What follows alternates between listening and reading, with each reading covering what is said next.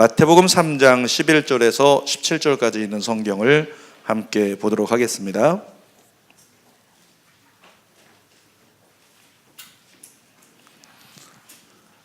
함께 마태복음 3장 11절에서 17절 말씀 합독합니다. 시작.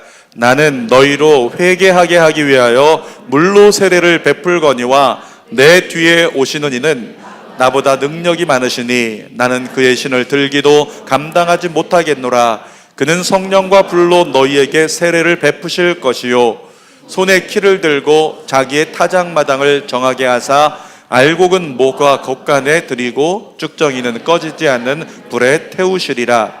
이때 예수께서 갈릴리로부터 요단강에 이르러 요한에게 세례를 받으러 하시니 요한이 말려 이르되 내가 당신에게서 세례를 받아야 할 터인데 당신이 내게로 오시나이까.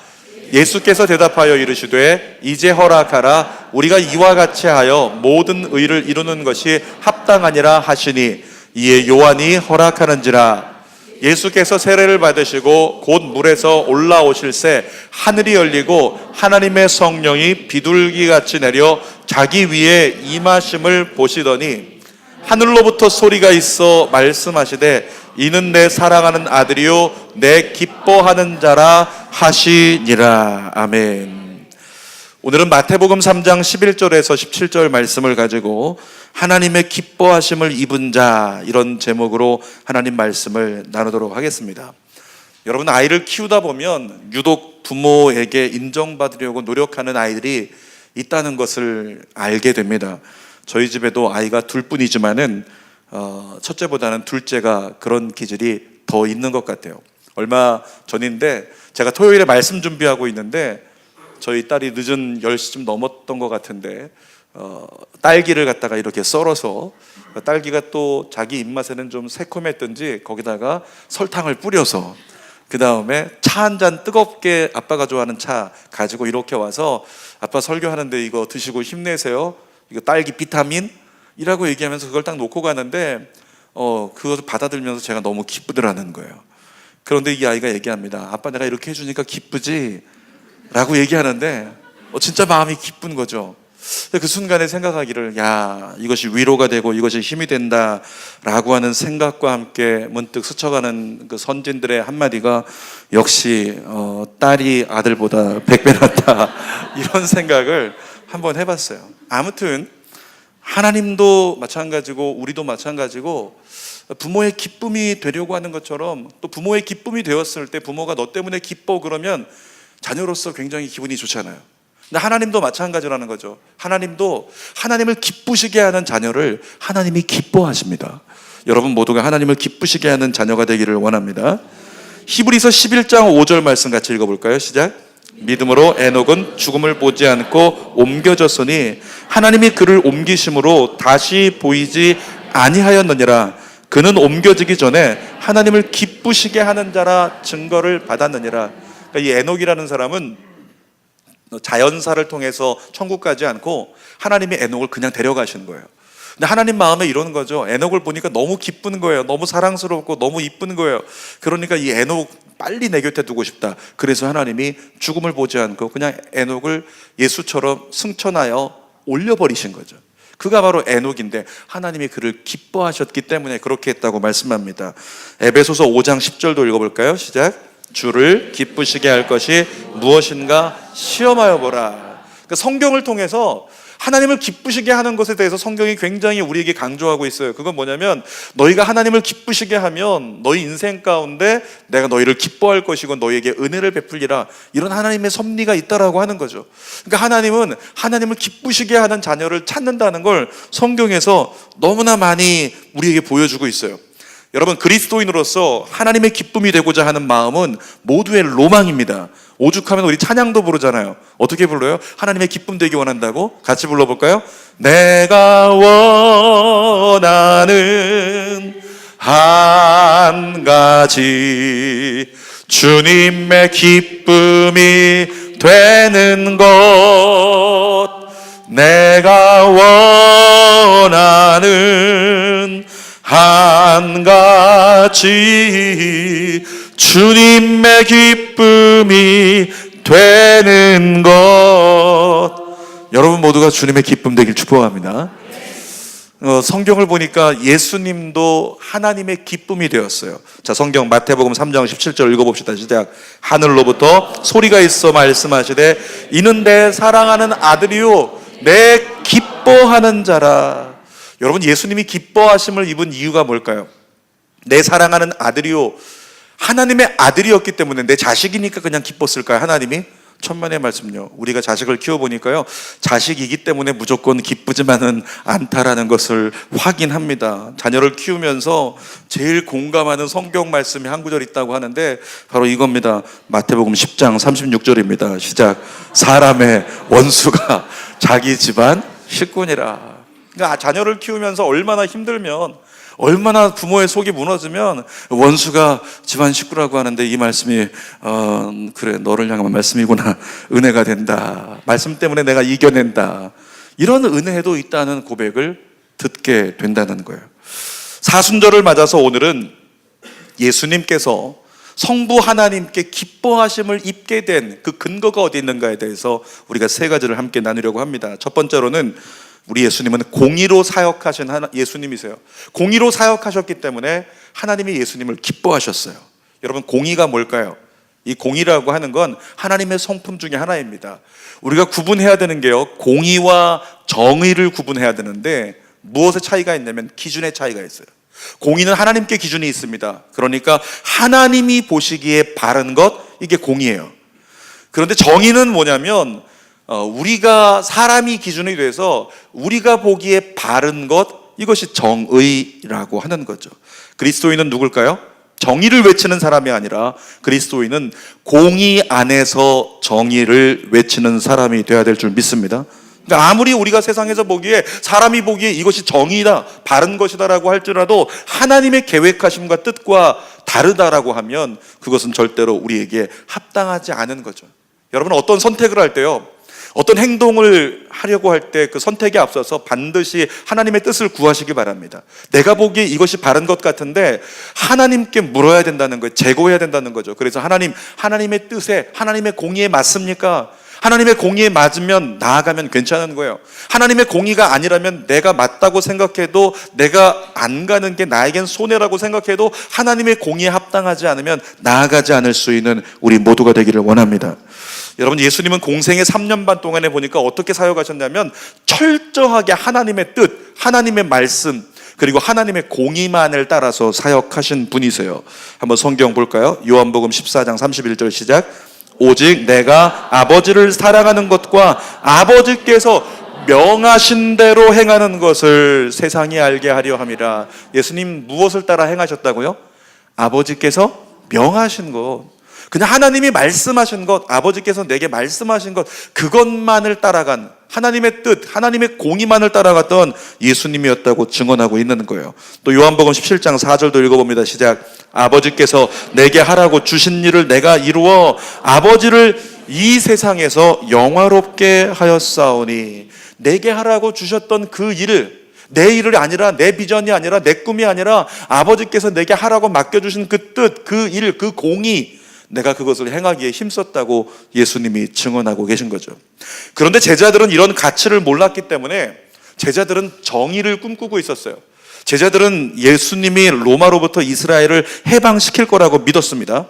그래서 이스라엘이 해방되는 때가 되면 그때 한 자리씩 차지해서 예수님과 함께 새 이스라엘을 건설하고 예수님 왕 되시고 우리가 다 한 사람씩 장관 되는 이런 거를 꿈꿨다는 거죠. 그러면서 그런 정의, 로마는 심판받아야 돼, 그 정의를 꿈꿨던 제자들의 모습입니다.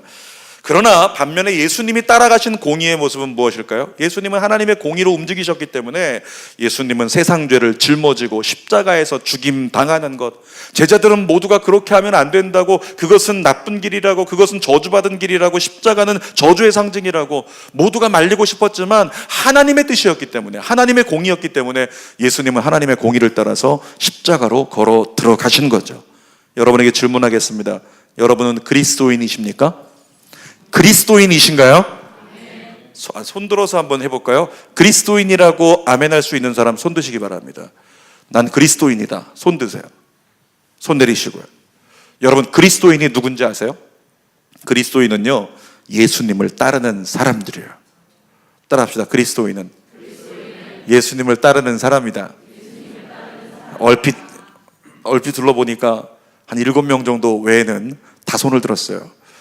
타이밍을 놓친 분도 있겠죠. 여러분, 그런데 그리스도인이라고 손든 여러분들 잘 보세요. 예수님을 따르는 사람이라고 했는데 예수님을 따르는 사람이 날마다 선언하고 고백해야 되는 성경 말씀이 있어요. 자, 마태복음 16장 24절입니다. 시작. 예수께서 제자들에게 이르시되 누구든지 나를 따라오려거든 자기를 부인하고 자기 십자가를 지고 나를 따를 것이니라. 두 가지가 요구됩니다. 그리스도인에겐, 예수님의 제자들에겐 두 가지가 요구돼요. 뭐라고요? 첫 번째는 자기를 부인하고, 두 번째는 자기 십자가를 지고. 자기를 부인한다는 게 뭘까요? 오늘의 말씀의 예를 가지고 얘기한다면 조심스러운 이야기지만요, 정의를 부인하는 거예요. 내가 맞다고 생각하는 것, 내가 바르다고 생각하는 것, 그것을 부인하는 게 자기 부인이에요. 자기 십자가를 진다는 게 뭘까요? 내게 허락된 하나님의 공의, 하나님의 뜻을 따라가는 삶이 자기 십자가를 지는 삶입니다. 때로는 그것은 좁은 문과 같이 작고 외로운 길일 수도 있어요. 그럼에도 불구하고 하나님이 원하시면 어떻게 해야 될까요? 그 길을 가야만 하는 거죠. 2007년도에 분당 샘물교회에서 아프가니스탄으로 단기 선교팀을 파송했어요. 여러분 아마 이전 뉴스를 떠올리면 아실 거예요. 탈레반의 19명의 단기 선교팀이 피랍이 됐는데 그 가운데 배형규 목사님이라는 분과 심성민 형제라는 분, 두 분이 결국에는 탈레반에 의해서 총격에 의해 숨지게 됐죠. 사망했어요. 순교자로 이렇게 교회에서 같이 예배드렸던 광경을 기억을 하고 있는데, 여러분 그때부터 시작해서 한국교회에요, 단기 선교에 빨간불이 들어왔습니다. 가급적 위험한 곳엔 보내지 않기로 결의하고, 또 심지어 단기 선교 사역을 없애버린, 프로그램을 우리 교회는 진행하지 않겠다, 그렇게 해버린 교회들도 있다라고 하는 거죠. 당시 기독교계에서도 단기 선교에 대해서 찬반 논란이 거셌습니다. 어떤 기독 잡지는, 기독교 잡지임에도 불구하고 이렇게 기사 제목을 썼어요. 살인을 방조한 박은조 담임 목사를 즉각 구속하라. 기독 잡지에 실린 기사 제목이에요. 뿐만 아니라 단기 선교는 돈 낭비다, 이제 그런 거 하지 말고 차라리 재정으로 선교지를 후원하라, 이런 얘기들이 계속 기독교계에서 논란거리로 화자되었다라고 하는 거죠. 여러분 잘 구분해서 들으세요. 사회 정의로 보면 위험한 지역에 단기 선교팀을 보내는 것은 잘못된 선택으로 보입니다. 그러나 하나님의 공의로 보면 어떻게 될까요? 누군가는 그 땅에 가야 하고 누군가는 그 땅에 복음을 전해야 한다는 거죠. 하나님의 공의로 보면.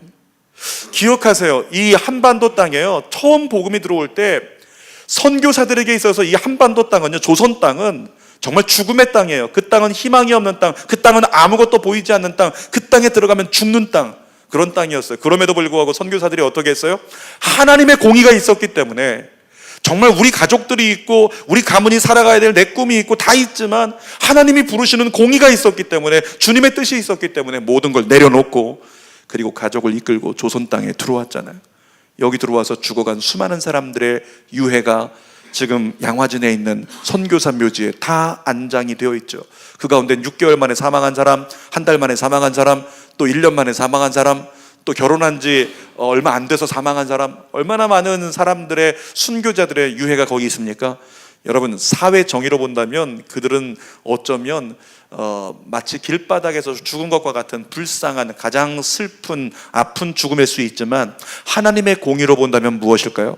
그들의 피값으로 이 대한민국에, 이 한반도 땅에 교회가 세워졌고 오늘 저와 여러분들이 그리스도인 되어서 구원의 반열에 이렇게 서 있는 것입니다.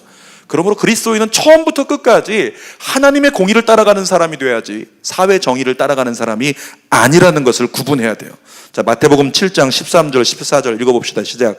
좁은 문으로 들어가라. 멸망으로 인도하는 문은 크고 그 길이 넓어 그리로 들어가는 자가 많고, 생명으로 인도하는 문은 좁고 길이 협착하여 찾는 자가 적음이라. 자, 넓은 문, 좁은 문은 어느 문으로 들어가래요? 좁은 문으로 들어가라고요. 좁은 문이 무엇일까요? 하나님의 공의의 문. 그것이 바로 좁은 문입니다. 지난 21일에 목요일이니까 22일인가요? 법원에서 정말 안타까운 결과, 판결이 났던 것 여러분 기억하십니까? 군대 내 동성애 문제에 대해서 무죄 판결이 나왔어요. 그래서 앞으로 파장이 예고됩니다. 아마 예견하건대 성경의 스토리를 비추어 본다면 사회는 결국 그렇게 흘러갈 거예요. 결국 동성애와 동성결혼 합법화가 이루어지고 마는 시기가 반드시 다가올 거라고 생각합니다. 여러분, 그러나 사회의 흐름이 아무리 그렇다고 해도, 그러니까 사회에서 이건 정한 것이니까 이건 정의라고 아무리 이야기할지라도 교회는 무엇을 선포해야 될까요? 하나님의 공의를 선포해야 될 줄 믿습니다.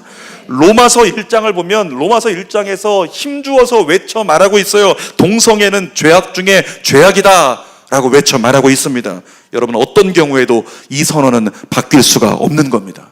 우리 예수께서 십자가에 못 박혀 죽으실지언정, 모함을 당해서 갇힐지언정, 손가락질을 당하고 위협을 당할지언정, 예수 그리스도는 하나님의 공의를 굽힌 적이 한 번도 없어요. 오늘 그리스도인 된 저와 여러분들이 그렇게 공의를 따라서 행하는 삶을 살아갈 때 하나님 여러분을 향해서 내 기뻐하는 자라 말씀할 줄 믿습니다. 자, 두 번째로 보니까 예수님은요, 겸손으로 사역하셨어요. 예수님 보니까 성경에 오늘 읽었던 말씀에 예수님이 한 강가로 가십니다. 갈릴리에 계시던 예수님께서 요단강으로 이동하세요. 근데 보니까 요단강에서 세례 요한이 사람들에게 세례를 주고 있는 거예요. 거기 가셔서 세례 요한 앞에 서서 예수님께서 나도 세례 받겠다라고 서 있어요. 여러분, 그때 세례 요한의 반응이 어땠는지 성경 볼까요? 마태복음 3장 14절 시작. 요한이 말려 이르되 내가 당신에게서 세례를 받아야 할 터인데 당신이 내게로 오시나이까. 굉장히 당황스러운 거죠. 전에 이런 적이 있었어요. 제가 담임 목사인데 예배 인도하러 올라오는데 마음이 막 두려운 거예요. 마음이 편치를 않아요. 그래서 제가 예배 들어오다 말고 저희 사역자들에게 잠깐만 나를 좀 위해서 안수기도 해줘라. 사역자들에게 얘기했어요. 그래서 사역자들 반응이 어땠을까요? 목사님, 어떻게 저희가, 목사님께 감히 어떻게 저희가 이렇게 반응을 하는 거죠? 제가 빨리 시끄러워, 시간 없으니까 빨리 기도하라고. 그랬더니 사역자들이 제 등에 어깨에 손을 얹고 막 간절히 기도해 주었는데 제 마음 가운데 평안이 맺던 경험이 있어요. 아무튼 그 기도를 부탁했더니 사역자들은 당황했어요. 지난 12월 달에 저희 집이 이사를 했거든요. 저희 집도 이사 예배를 드려야 되는데 이사 예배를 드리려고 하니까 담임 목사 집인데 담임 목사가 자기 집에서 예배 인도할 수는 없잖아요. 그래서 제가 고민하다가 우리 일교구장이신 우리 목사님께 저희 집에 오셔서 축복 기도를 좀 해주시고 예배 인도해 주십시오 라고 했더니 얼굴이 창백해지셨어요. 굉장히 당황스러워서 어떻게 담임 목사님 집에 가서 내가 설교를 하겠냐고 굉장히 당황스러워 하셨고, 또 실업인선 교회가 저희 집을 이렇게 방문하게 됐는데 그때도 교육자들이 함께 왔었는데 기왕에 우리 성도들이 왔으니까 또 어떻게 해요? 저희 집도 복을 받아야 되겠기에 예배 드려달라 제가 부탁을 하면서 청년부 담당하는 전도사님에게 좀 예배 좀 인도해달라 이렇게 부탁을 했어요. 마찬가지로 좀 당황스러워하고 부담스러워하는 모습을 보았습니다. 그런데 두 분 다 당황스럽고 부담스러워했지만 말씀은 길게 전하셨어요. 눈치 없이. 아무튼 그렇게 부담스러운 게 사실이라는 거잖아요. 하물며 하나님의 아들이신 예수님께서 인간 사역자인 세례 요한에게 세례를 받으신다라고 하는 것 말 안 해도요, 이건 엄청난 중압감이고 엄청난 부담감이죠. 그런데 예수께서 뭐라고 말씀하셨는지 볼까요? 마태복음 3장 15절 시작. 예수께서 대답하여 이르시되 이제 허락하라. 우리가 이와 같이 하여 모든 의를 이루는 것이 합당하니라 하시니 이에 요한이 허락하는지라. 이 말씀을 쉬운 말로 하면요, 이런 거예요. 야, 네가 생각하고 내가 생각해도 이건 아닌 것 같지? 내가 하나님의 아들인데 너한테 내가 세례받는 거 아닌 것 같지? 이것이 사람이 생각하는 바른 기준일 수 있어요. 정의일 수 있다는 거죠. 그런데 예수님께서 뭐라고 말씀하세요? 모든 의를 이루는 게 합당케 하기 위해서. 다시 말하면 하나님의 공의가 이 뜻이니까, 이건 하나님의 뜻이니까 우린 해야 해. 이렇게 말씀하시고 겸손하게 사람에게 무릎 꿇고 세례를 받으셨다는 거예요. 사랑하는 여러분, 겸손은 입으로 말하는 게 아니에요. 겸손은 삶으로 말하는 겁니다. 예수님은 그 겸손을 몸소 실천하신 분이세요. 예수님 십자가에 달려 돌아가시기 직전에 마지막 날 밤에 제자들 모아놓고 뭐 하셨는지 아시죠? 허리에 수건을 동이고 물 떠다가 뭐 하셨어요? 제자들의 발을 씻어주셨어요. 당시 유대 풍습을 따르면 사람들, 손님들의 발을 닦아주는 것은요, 그 집에 있는 종들이 하는 일이에요. 종들이나 하는 일을 스승 되신 예수님이 제자들의 발을 직접 무릎 꿇고 손수 닦아주시는 그 장면, 그러면서 예수님께서 겸손을 가르쳐 주신 거예요. 그러면서 예수님께서 이렇게 말씀하셨습니다. 요한복음 13장 14절 시작. 내가 주와 또는 선생이 되어 너희 발을 씻었으니 너희도 서로 발을 씻어주는 것이 옳으니라. 오늘 예배 끝나고 옆에 분들 발 붙잡고 기도해 주시길 축복합니다. 발 닦아주는 그 일을 내가 너희를 섬긴 것처럼, 겸손하게 한 것처럼 너희도 서로 그렇게 겸손하게 섬기는 자가 된다면 이 세상은 아름다워질 거야 말씀하신 거죠. 하나님이 몸소 겸손의 본을 보이신 예수님을 보면서 내 아들아 너 정말 기쁘다. 그것이 바른 삶이야. 바른 그리스도인의 삶이야. 그것이 복음의 삶이야. 이렇게 말씀하신 거예요. 자, 겸손에 대해서 뭐라고 성경이 얘기하는지 봅시다. 이사야 29장 19절 시작. 겸손한 자에게 여호와로 말미암아 기쁨이 더하겠고. 여러분, 하나님의 기뻐하시는 자가 되기를 원하십니까? 기뻐하심을 입은 자가 되기를 원하세요? 그러면 어떻게 하라고요? 겸손하래요. 성경이 겸손하랍니다. 이 겸손은요, 전 못해요, 이게 겸손이 아니에요. 전 못해요, 이게 겸손이 아니고, 겸손은 뭐냐면 내가 없는 게 겸손이에요. 겸손은 청지기입니다. 청지기는 종이에요. 주인이 시키는 것만 하는 거예요. 내 뜻으로 아무것도 행하지 않을게요. 주인이 시키는 것만 할게요. 이게 바로 겸손이라고 하는 거죠. 여러분 모두가 겸손한 자 되길 축복합니다. 베드로전서 5장 5절도 읽어볼까요? 시작. 젊은 자들아 이와 같이 장로들에게 순종하고 겸손으로 허리를 동이라. 하나님은 교만한 자를 대적하시되 겸손한 자들에게는 은혜를 주시느니라. 따라합시다. 겸손한 자에게 은혜를 주신다. 아멘. 겸손한 자가 은혜를 입을 수 있다고 성경이 분명히 말씀하고 있어요. 예수님은 겸손하게 사역하셨기 때문에 예수님은 하나님의 기쁨을 얻었고 은혜를 얻을 수 있는 사역을 하셨다는 거죠. 자, 세 번째로 보니까 예수님이 기뻐하심을 입은 이유는 성령으로 사역하셨기 때문에 예수님은 기뻐하심을 입을 수 있었어요. 여러분, 예수님은 인간의 모든 죄를 담당하기 위해서 철저하게 완벽한 인간으로 이 땅에 오셨잖아요. 그걸 우리는 세 글자로 성육신이라고 이야기를 합니다. 완벽한 인간으로 오셨지만 예수님의 삶을 보세요. 어땠어요? 인간하고 똑같았습니까? 예수님께 인간미가 있었나요? 아니요, 예수님이 인간 같지 않았어요. 보통 사람들이 연약함을 가지고 있는 연약함이 예수님께는 없었어요. 그 모든 약함을 다 극복하고 이겨내신 분이 예수님이라는 거죠. 예수님은 우리와 똑같은 아이로 태어나서 똑같이 자라서 똑같은 음식을 먹고 살아가는 분인데, 그분은 어떻게 인간의 모든 정욕과 욕망을 극복하고 사람이 아닌 정말 하나님다운 그런 면모를 사람으로서 보여줄 수 있었을까? 그 근거가 뭘까요? 예수님이 성령으로 사역하셨기 때문이라는 걸 보게 돼요. 마태복음 3장 16절 읽어봅시다. 시작. 예수께서 세례를 받으시고 곧 물에서 올라오실 새 하늘이 열리고 하나님의 성령이 비둘기같이 내려 자기 위에 임함을 보시더니. 지금 하나님과 예수님과 성령님, 성부, 성자, 성자 삼일체 하나님이 동역하시는 게 보이세요? 하나님께서 예수님을 보내신 다음에 예수님께 성령이 임하셔요. 성령이 임하시자 인간 예수로 오신 분이 성령 안에서 어떻게 사역하는가를 잘 봐라 얘들아. 그렇게 하나님이 목적을 가지고 예수께 성령을 보내신 거예요. 성령으로 말미암아서 모든 인간의 한계를 뛰어넘는 예수 그리스도의 모습을 제자들이 직접 다 보게 되는 거죠. 가끔 개척하시는 목사님들 중에서 이런 말씀하시는 분이 계세요. 농담식으로 새벽기도 도대체 누가 만든 거야? 새벽기도 맡은 사람 천국 가서 만나면 가만 안 둘 거야. 뭐 이런 얘기. 새벽기도가 그렇게 힘든 거예요.